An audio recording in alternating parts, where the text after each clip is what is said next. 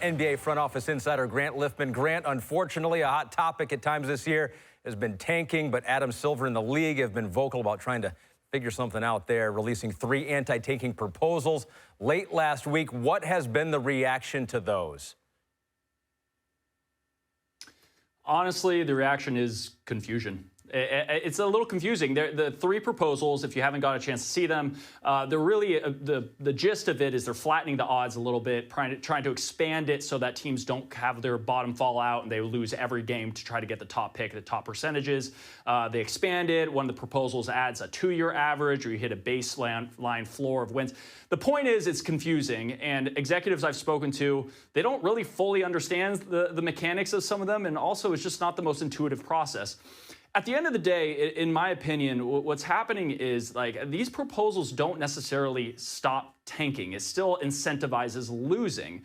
And the problem is, if you spread out now the odds, sure, maybe a team will win a little bit more and the teams that are bad will just be bad. But what you're also doing is simultaneously are kind of incentivizing teams not to make the playoffs, or to lose in the play-in, or to get a lower seed in the playoffs, because that gives you a chance at a high pick. And that, to me, if you're messing with the playoff chances and teams wanting to win in that regard, then you're dealing with the whole competitive fabric of the league, and you're tearing that up. So this proposal, all 3 proposals, they're really just testing the waters. They're trying to see the reaction, trying to see what people think about them. This is not it's set in stone. There will be a vote in May when they do put all the proposals together. But one thing I do know is that the people around the league, whether it be the NBA or executives, they do want to curb tanking. They take that very seriously and sincerely want to change it.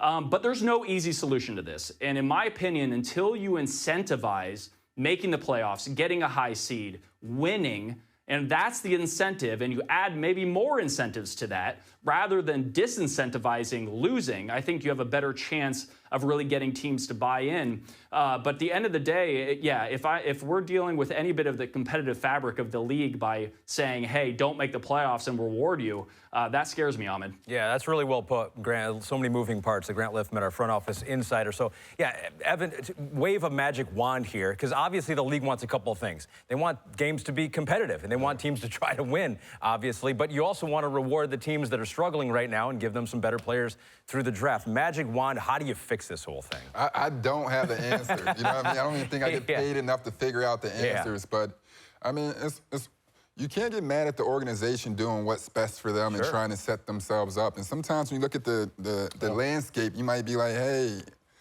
OKC is going on. We might not win for the next 4 or 5 years. And it's only 4 or 5 teams or organizations trying to win each year.